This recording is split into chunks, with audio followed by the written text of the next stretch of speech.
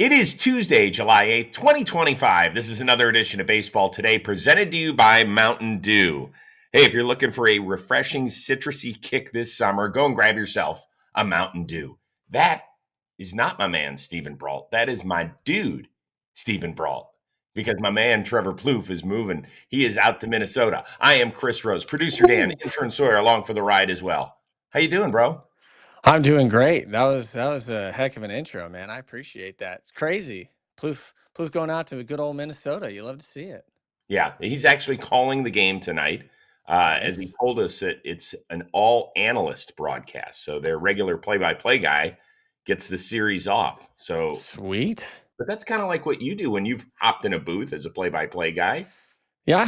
I've done did play-by-play last year. I've actually been hosting some of the pregame and postgame shows this year for the Pirates, which has been fun. Different kind of setup and everything, but we did the same thing, called it the Players Takeover Series. Mm, Michael McHenry, Alex Presley, and me, we analyzed a lot for 3 days. Super fun. awesome. Well, thank Yeah. you for analyzing what's going on in the national baseball scope over the next 30, 35 minutes plus. And we're going to get it going with a little tip of the cap, and it goes to Colton Gordon of the Houston Astros, who last night took a nasty liner right off the Mm. coconut from Stephen Kwan. Maybe the most amazing part of this is that the Guardians actually scored a run on the play, but he actually ended up staying in the game, not just for the rest of that inning. I think he threw an additional inning as well. And he was like, just shook it off. He did a little push up on the mound. Dude, as a left-handed pitcher, you have lived this nightmare, have you not? I have multiple times. I actually got hit in the minor leagues. I never got hit in the major leagues. I had a few catches, but I actually watched Jameson Tyone get hit in the head and stay in the game. Ooh, yeah, but that's some pretty good reflexes I though. remember When I that needed one. them. Yeah, that was Harper, and that's the same kind of play actually because ball's not hit extremely hard, right? It's off the end of the bat, so it gives you a little bit of time to react. And the same thing I think happened in Houston last night. It was almost too much time to react. You see that ball tail back to his head. So the reaction time is so quick. You have to make a decision. And so you can see his gloves start to go up, but then it comes back to his head. Man, it's tough. It's really tough to gauge the timing and whether or not the ball is actually going to hit you. But good to see him, stick around and be okay. Obviously, that's the most important thing. Being a pitcher can be scary sometimes, man. It really can. These guys hit the ball really hard, especially if you make a mistake. So, Listen, I love Stephen Kwan. He's one of my favorite dudes in the big leagues. I would rather take his exit velo than Bryce Harper's, even off the end of the bat, any day. Just saying. yeah, I don't think it makes that much of a difference, man. We're seeing Stephen Kwan hit homers. We're seeing that exit velocity go up. These guys can hit the ball hard, really hard. Good try. All right, Thank we're you. going to start out west of your home, San Diego, California. Padres lost in their series opener against the Arizona Diamondbacks on Monday night, but it was still a special, special evening for one of their All-Stars. Left side off the glove of Perdomo. Hit number 2,000 of his career for Manny Machado as he continues to build on his resume towards the Hall. So he later would add his 15th homer of the season for career hit number 2001. I suppose my question is about Manny is how close is he to Trout and Harper in terms of like best players of this generation? So the funny thing is, we don't really equate Manny Machado with those two guys a lot of times, right? He's just not really brought up in that conversation, to be honest. But if you actually go look at the numbers, he absolutely should be. There is incredible longevity and strength in Manny Machado's career. He's played so much. He's played, in 11 of his 14 seasons, he's played at least 150 games, basically, because COVID, he played all 60. His first year, he only played, 51 games in the major leagues, but he played 109 in AAA. So that's still 160 games. He's played continuously. He's got over 300 more hits, or right around 300 more hits than both of those guys, Trout and Harper. Trout's got a lot higher WAR because of the stolen bases. He has more home runs, obviously. But I mean, the numbers, he's better than Harper. They were drafted in the same draft, and it's just that simple. He's got a higher WAR. He's got more hits. He's got more home runs, not by much, but by a few. He's got the exact same batting average. They've both hit 280. But Manny Machado's right there. And don't forget, the guy's played an incredible third base his entire career as well. You don't talk about him a lot. He was that third pick behind. It was Harper and then James and Tyone, actually, a good friend of mine, and then Machado. And Machado being that third pick, I mean, he doesn't necessarily have the same bam star power that Harper does, but I mean, the career stats speak for themselves, man. He has been better. It's pretty amazing to watch. And I think he'll get to 3,000 hits. He's got plenty of time. He only needs to average like 115 hits per season for the rest of his Padres contract the next 8 years. And with his longevity, I don't see that really being a problem. I think Manny's going to do it. I think he's going to be the next major leaguer to get to 3,000 hits, because the other guys are a little too old, I think, to get there, that are in that realm. But yeah, man, I put him right there. No question. No Well, question. I think he will also become the eighth member of the 3,000 hit 500 home run club. And it is as Yes. exclusive as it gets, right? It's Aaron Mays, Eddie Murray, Rafael Palmeiro, A-Rod, Pujols, Miguel Cabrera. I think he will join that. And, Yeah. yeah, I think his counting numbers are definitely going to be better than Harper, and it's going to be better than Mike Trout. Yep. When you faced Manny Machado, when he stepped into the box as opposed to the other two guys, did you feel the same way when you faced him? Oh yeah, yeah. He was always the same. There was no question. I faced him when he was with the Orioles. Mostly, I also faced him in San Diego, but mostly with the Orioles. And man, he's a big dude. Another one of those guys, just like I always say with Harper, that looks so much bigger in the box than other guys do who are the same size for whatever reason. Maybe it's their presence or something. I don't know. But Manny Machado, yeah, he's right there, dude. I would never, now that I know this, because I was ignorant on this fact before, Machado should actually be number two. It should be, for right now, I would say Trout, Machado, Harper. But I think by the time this is all said and done, I think you got Machado maybe even at the top. We'll Whoa, see. whoa, whoa, whoa, whoa, whoa. I'm Hold on. saying, man. Yeah. So you're saying in terms of where they are listed in baseball history for this era, you think when it's all said and done, it will go Machado, Trout, Harper? I unfortunately think that Trout is going to be an early guy that people don't think about as much anymore because he never made that splash in the playoffs. That's So that's unfortunately true. so you are Hold on. saying Hold on. Machado, Harper, Trout. No, no, no, no, no, no. I think that when it comes down to it, you're going to be able to put those names together. But Machado's always going to have an argument to say that he was better.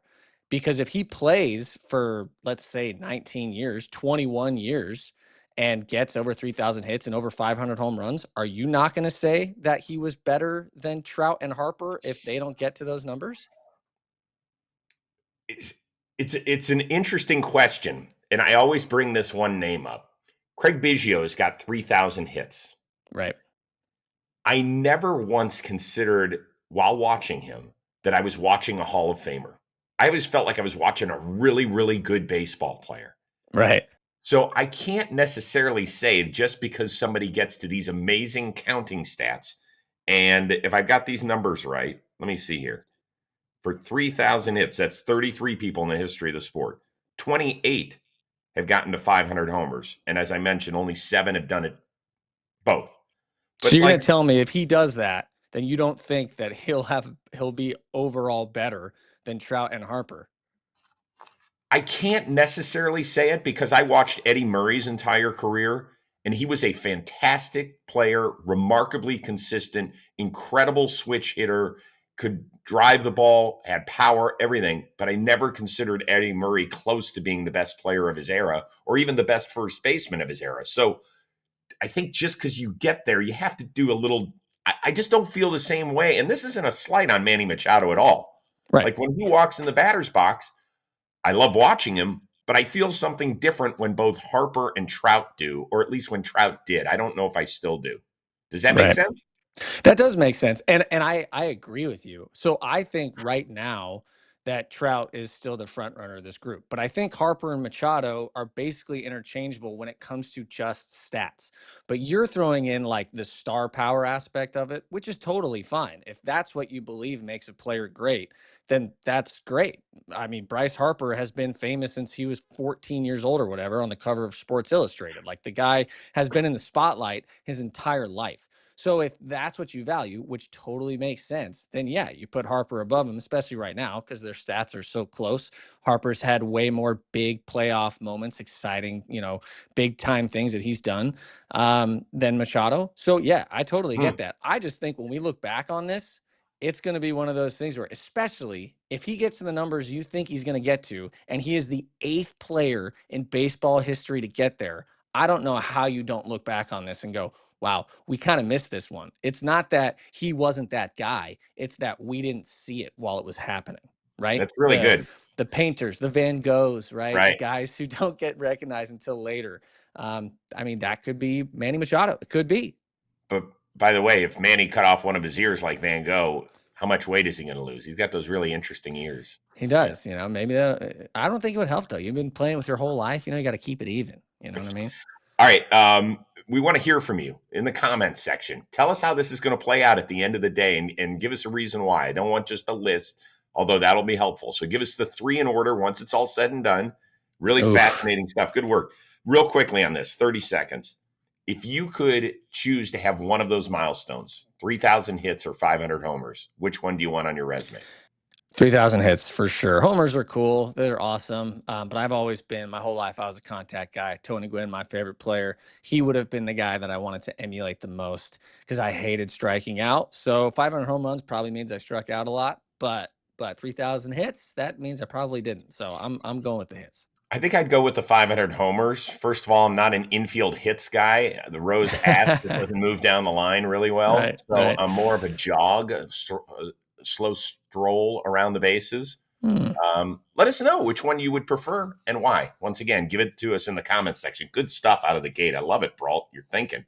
Okay, let's move on to the team whose hat I am donning today. Stephen Brault asked me, he goes, what hat is that? I said, it is the Brewers batting practice hat, and it felt like they were taking batting practice. They continued to put pressure on the Cubs Monday in the National League Central while sending the Dodgers into a deeper slide, and Milwaukee's new first baseman made quite a first impression. And what a spot for Andrew Vaughn to make his Brewers debut at the plate.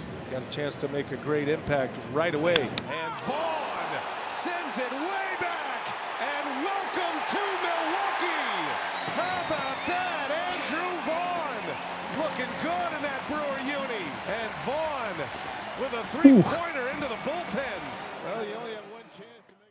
Well, good start for Andrew Vaughn. Great start for the Milwaukee Brewers, who knocked Yamamoto out in 2/3 of an inning, his shortest start since coming over to the States. Boy, what a great way for him to make an impression on his team right after Rhys Hoskins goes on the injured list, huh? Yeah, Andrew Vaughn has been one of those guys that we've all been kind of waiting for, right? I mean, he was a high prospect everybody wanted to see and never quite panned out. Maybe a little change of scenery will do it for him. You never know. But either way, so I actually was working the Pirates game last night. And when I'm doing that, I put on games from around the league to, continue up with what's going on. And I put that game on because I'm like, ooh, this is the game of the day. Here we go. This is going to be awesome. And then that first inning happened. And it's just like, wow, man, the Brewers are still doing it. Like I get to see the Brewers a lot because they're in the National League Central. And I get this question a lot. Are the Brewers good, man? Why are they so good? Why are they so good? And I'm just going to start with Pat Murphy's the real deal. I believe in managers in baseball. I believe if managers weren't necessary, we wouldn't have them and they wouldn't get paid so much money. Okay, so that's my start. I think Pat Murphy is awesome. But if you look at what the Brewers do well, it all plays into winning baseball. Their starting pitching is really good this year. Unfortunately, their bullpen is actually not great, which is a little bit different from what we've come to expect from the Brewers. But they score a bunch of runs because they have the 3rd most stolen bases. They have the 4th most sacrificed bunts. And they actually have a lot of guys who are hitting over league average in OPS. It's not like they got guys hitting with a 950 OPS. Yelich is doing pretty well this year, but William Contreras, he's not hitting. But guess what? He's throwing out people who are trying to steal, and he walks a ton. He barely ever strikes out. Luis Ortiz, offense isn't there, but you know what? He's one of the best shortstops. Joey Ortiz. Joey Ortiz. I always do that. Joey Ortiz, one of the best shortstops in the game defensively, not hitting, but you're still getting some value out of him. And then everybody else is hitting. Everybody else. You're not So the average of that team, the mean level is really high because they have a very high floor. A lot of guys who aren't necessarily superstars, but just play consistent, good baseball. They're a fun team to watch. They really are. And hey, I'm going to give you some names for their starting pitchers: Chad Patrick, okay, Jose Quintana, and Quinn Priester, 3 guys with mid-3 ERAs who have pitched a solid amount of starts this year that you wouldn't really consider. But then they got Mizorowski up. He's exciting and awesome. Freddie Peralta's an all-star again because he's awesome. And Brandon Woodruff is back. Like, that's a good team. I think they're a good team because they're a good team. They managed to shed payroll, but still, man, that's not an easy team to beat.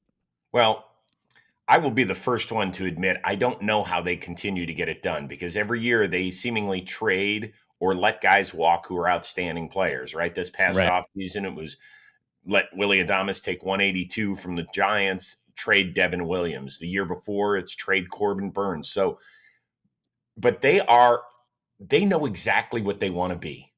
And so they are perfectly fine being that, right? They run. You talked about the sacrifices. They're 3rd in the league in stolen bases. I'm going to give you a little bit of pushback on their bullpen. I think that their bullpen has actually done a better job. There's 4 guys in particular: Alexander, Uribe, Mears, McGill, all with at least 30 appearances, all with an ERA under 3. So maybe they're not huge names, but they're guys that, when they are asked to go do their job, are certainly good enough. Now, big picture, does this all mean that I believe that they could win 2 series against the Goliaths of the National League, whether you say that's the Dodgers and the Phillies, or the Phillies and the Mets, or whatever order? I don't think they have enough to win 2 series. Could they win 1? Yeah, I think they could. I mean, they had the Mets down to the 9th inning last year. Heartbreaker.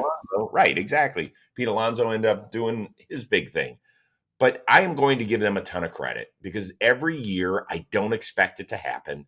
And Brewers fans are in my mention saying, here we are again. Yeah, that's what they do. And they actually didn't even have a good start to the year this year either.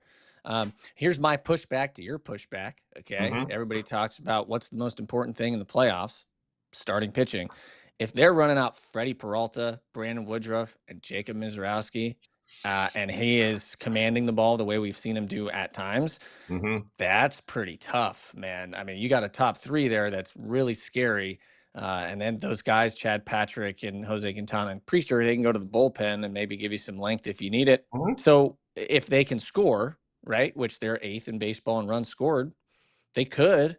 But here's the question: in those big moments, right, they got it. Who's the guy? Is it Christian Yelich still? Is he still that guy? You don't really know that. So I agree with you. I think it'd be really hard for them to win 2 series in a row. But I got them getting a wild card this year, getting into the playoffs, and then kind of seeing what happens. Yeah. And I forgot even to mention the Cubs, who I all season long have been on the Cubs and thought that they were going to basically go wire to wire to win the Central. They've gotten some push from not only the Brewers, but the Cardinals, who in my opinion have been maybe the most surprising team in baseball. I agree. Kind of at times pushed and then fallen back. But the National League Central, in part because of the Brewers, a much more interesting division than I anticipated. Real quickly, it's Kershaw and Mizorowski tonight. Interest on a scale of 1 to 10 on that? We don't have to spend I'll give you a 6.5. I love Kershaw, but he's it's not quite the same as what we used to see. And then Mizorowski's awesome. I did watch him pitch against Skeens, and he beat Skeens in that duel they had in Milwaukee. So that's fun to watch. But when it comes down to it, it's not quite the same star power there as it would have, let's say 5 years ago. I would say I'll give it a 7.5, because I want to see Mizorowski try and bounce back for the first time in his career. The Mets lit him up for 5 runs. He didn't even make it out of 4. So this is the first time that he kind of had it stuffed right at him. So I want to see. Yeah, it's tough. And the Dodgers are pissed off. They are struggling at the dish. And you know that with that offense and with that many great players that they could explode at any time. So I think it'll be a really, really interesting go get them. Did you ever square off against Kershaw? No, I didn't. I didn't ever get to square off against Kershaw. I know, such a bummer. He's my favorite pitcher of the modern era. So I mean, he's my guy. Oh, I wanted to see Yeah. if he was going to throw you a curveball since you do have a hitting acumen as a pitcher. If he threw me that slider 3 times in a row, I would swing and miss 3 times in a row. I can promise you that. I can Really? promise. Oh, that pitch is so nasty. Are you kidding me? 89 looks exactly like a fastball and then moves just the width of the bat underneath. And you're just like, I was right on that. What the heck? That's what he does all the time. I would swing Didn't and miss. you want to see one of his looping curveballs though? Oh my gosh, I would probably run away. You know what I mean? Like John Kruk, Randy Johnson. That's probably about the reaction you'd get there. Ah, you big wuss. Hey, today's episode of Baseball Today, it is sponsored by Mando. If there's one thing I'm not messing around with this summer, it is my deodorant. Mando deodorant and sweat control, it is built for this season. It blocks odor all day, it controls sweat, it's powerful on pits, but gentle on skin. This isn't your typical drugstore stick. It is a high-performance pit shield. And as somebody who has tried it and sweats as you know what off, I can tell you this stuff works everywhere. Pits, thighs, and even those awkward spots. Now, Mando's starter pack, it is perfect for new customers as well. It comes with a solid stick deodorant, a cream tube deodorant, 2 free products of your choice, kind of like the mini body wash, the deodorant wipes, and free shipping. As a special offer for listeners, new customers get 20% off site-wide with our exclusive code. So use the code JMBaseball at shopmando.com for 20% off site-wide and your free shipping. That is SHOPMANDO.com. Please support our show. Tell them that we sent you. Mando's got you covered. Protect your pits. Smell great while doing it. You'll thank us later. All right, we continue on here. Pair of second-place teams, Seattle and the New York Yankees, start a series on the East Coast Tuesday night. One, both, or neither make a big-time trade before the deadline. I'm gonna say both. I think you're gonna like them. I actually wrote little headlines because they just filled out so well. So my headline for the Yankees is Yankees trade for Ryan McMahon, and he becomes a new McMahon in New York. Look at you! You like that? Yeah. Look, he's shown flashes of being great. The Yankees need a third baseman so that they can move Chisholm over to second and they can stop playing DJ LeMahieu. That's basically what it comes down to. It's a perfect fit, lefty hitter. Even if you get what he has done pretty regularly, which is like 240, 720 to 750 OPS with 20 home runs, that is such a great improvement for them. And he's controllable through 2027. So you solve that spot for a few years. Left-handed hitter in New York, absolutely no question. For me, no brainer. I think the Rockies know that too, and so they're going to probably ask for a lot. But I still think it's going to get done. That's the deal. That's actually, for me, one of the more surefire deals I think is definitely going to happen because the fit is just so good. But, obviously there's no way to actually know. But for me, I would do that if I were the Yankees. Yeah, I could see them doing that. I don't think that they're going to pull the trigger on a starting pitcher, right? I mean, I know that Clark Schmidt is now out the year, which really sucks for that kid. But Luis Gil, it sounds like maybe next week he's going to start a rehab assignment. That is essentially like a trade. Stroman just came back. I don't know how great everybody feels about that being, running him out there every 5th day or what have you. And I've also been reading rumors that they might try and add something in the bullpen. But those 2 additions, I think if the Yankees go get a starting pitcher, they're not going to try to go get Max Fried. They're going to go try to get somebody who can basically fill out the rotation for a little while as you figure things out going into the playoffs. Mm-hmm. And their bullpen, Devin Williams has been hot and cold. He's, you're hoping that he's going to become the guy you need by the end of the season, but you never know. I could see them adding, but that would be, once again, like they could come get Dennis Santana from the Pirates, who has been incredible and probably won't require very much to get. So we'll see. There's relievers aplenty out there that you can trade for if you need to add to the bullpen without giving up too much.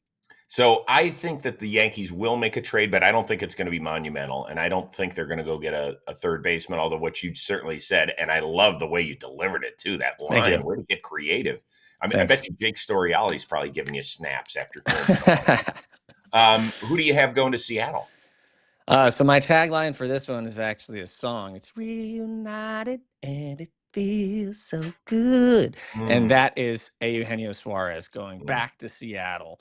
Once again, great fit. They've been doing this year offensively is hitting home runs. So you might as well go get somebody that he has proven he can do that for you before. You get him for a half season, you put him at third base. They haven't had a ton of production from that position anyway. And you just say, hey, we'll keep you for half the season again, and then you can go be a free agent again. I think for me it could be a good fit. He knows that spot. And like I said, for them, their offense is going to be based on hitting home runs. You might as well lean into it at this point and see if you can keep it going. So I would say Suarez back to Mariners makes a lot of sense for me.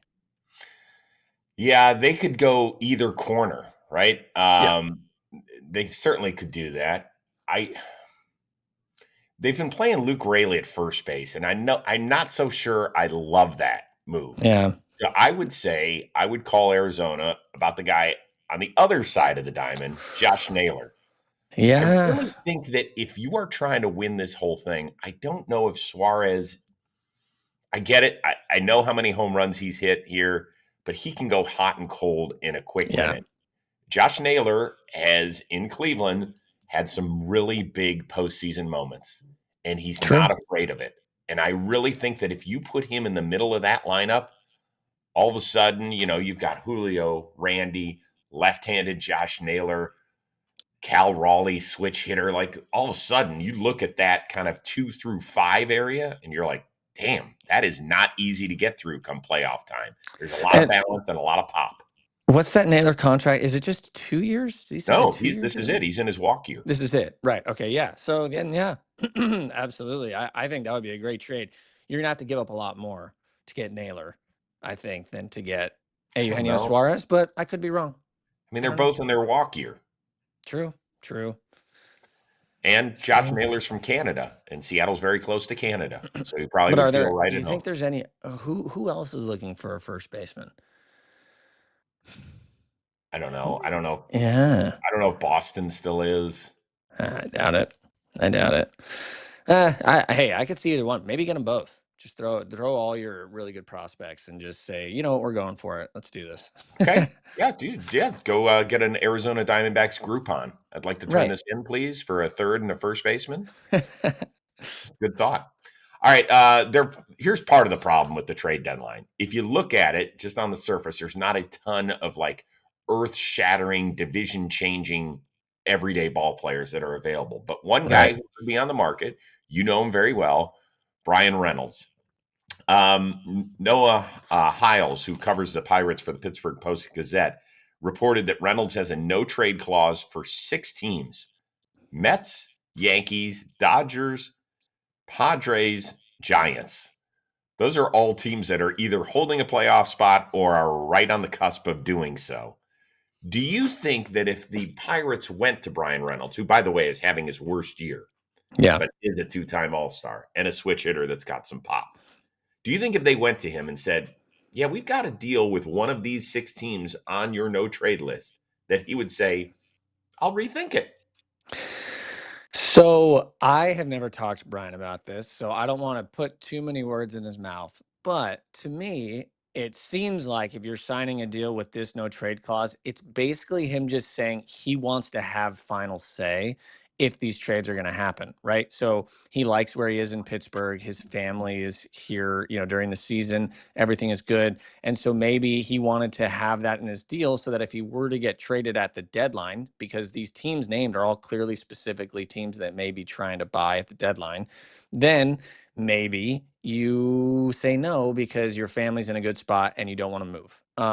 And look, he just had his third kid, And so for me, this is the kind of situation where he may have put this in literally exactly because maybe he doesn't want to move his family right now. And so he wanted to have that kind of say.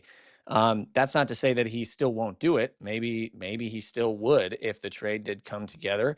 Like I said, I don't know. But to me, it seems like he just wanted to make sure he had final say. But that doesn't necessarily mean he would say no if given the opportunity. Does that make sense? It does. It makes it 100%. Now, we give this explanation every year, right? To us as baseball fans, most players are just people that appear on our TV screen for 2.5 or 3 hours every day. We Right. don't remember the human being side of this entire thing. Thank you for letting us know that his wife just delivered their third child. That is a Yeah. big deal. Anybody who has kids, and I imagine his first two are very young as Very well. young. Yes. Yeah. Okay, so you're talking about 3 kids that are probably 5 and younger. Imagine that. Imagine just the thought of even taking 3 kids that are 5 and younger on a vacation for 5 days sounds absolutely insane. Now imagine trying to move for the next 3 months, and people will say, "Well, hold on here. Doesn't the guy want to win?" What would you say to that, to all the people who say, "Well, Jesus, he just knocked out a half dozen teams that are really have a legit chance of winning the World Series"? I would say he's kind of winning at life. I mean, he's a happy family man with 3 kids, a wonderful wife, and he's making $100 million playing baseball. It seems like he already pretty much won to me, but like if you're going to go with the baseball specific winning, then I understand your argument, I guess, but I that's just not good enough for me. The human element is so often forgotten in professional sports, and it's something that has been more brought to the spotlight in recent years, which I'm a big fan of. Mental health, all of that stuff that has now become. You don't have to shy away from it. You can. It's important to share those stories. This is a great human story. If that were to happen, we may never even find out that there was a trade and he said no. It's possibly we would never even find out. But this is a human being who wants to make a decision for his family and not be forced to move somewhere that he doesn't want to go. I can't blame him. I would never blame him for that. So yeah, I mean, we'll see what happens. But yeah, I would say he's winning at life. So good for him, Yep, good for him. Unfortunately, his year has not been very good. OPS right around 675, negative WAR, and his defensive metrics, unfortunately, are not very good. So No. even if his name comes up, there's going to be a little bit of trepidation on whatever team takes him to say, can he bounce back to be the Bryan Reynolds that we have seen predominantly over the last 4 or 5 years? Hopefully that Right. happens for him. Mhm.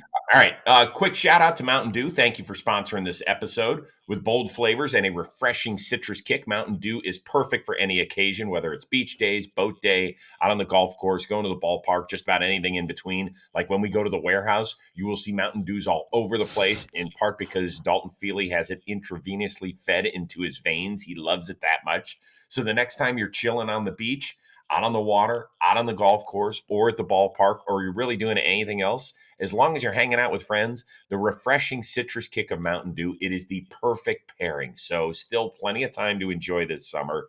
Go out for a weekend, bring your cooler, pack it full of Mountain Dew. So if that's what you're looking for, go grab a Mountain Dew. It'll make the experience that much better. All right, before we get out of here for the day, Home Run Derby, half of the 8-person field is set. Byron Buxton, who's actually a Georgia native, will be playing down there in Atlanta in the game and in the Home Run Derby as well. That's cool. But I don't know why he's even bothering showing up, because we all know who's going to win it, and it's Cal Raleigh. Not just because he leads the show in homers, but because Cal Raleigh has already predicted it. I'm the Home Run Derby champ. Oh. Say in the pavement champ. I'm the Home Run Derby champ. I wasn't in a contest, was he?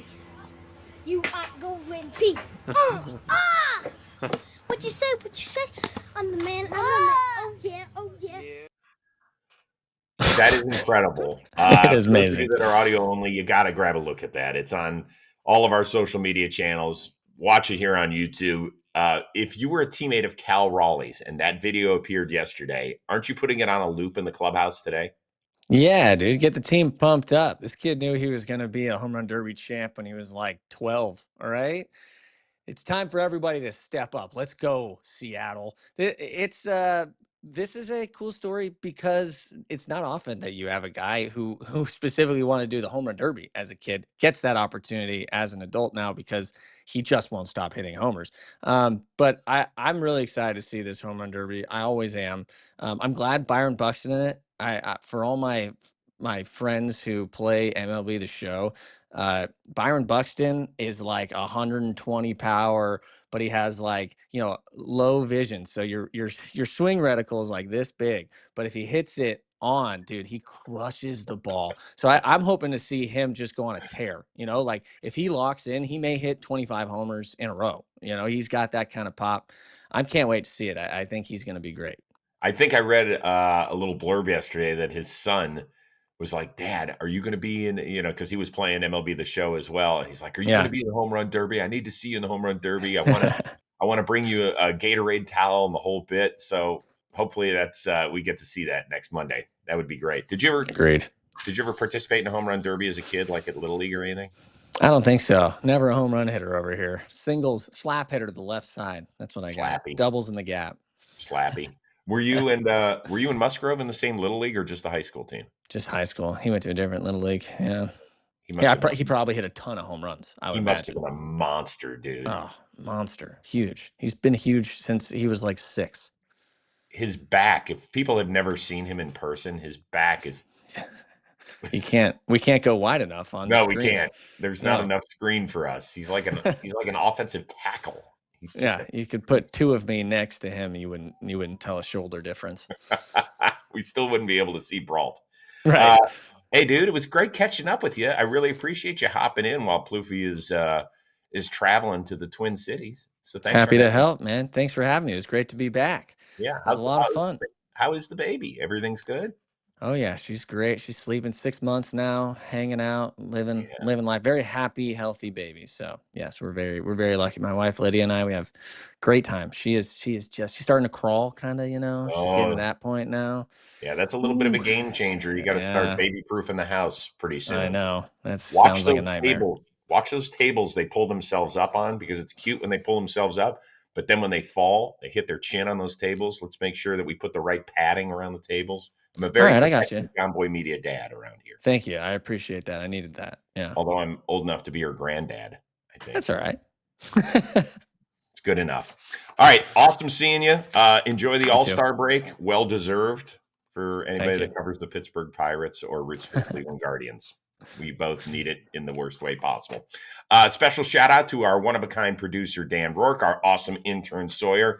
That is the uber-talented Stephen Brault. I am Chris Rose. Trevor Plouffe is back with us Wednesday on Baseball Today, presented to you by Mountain Dew.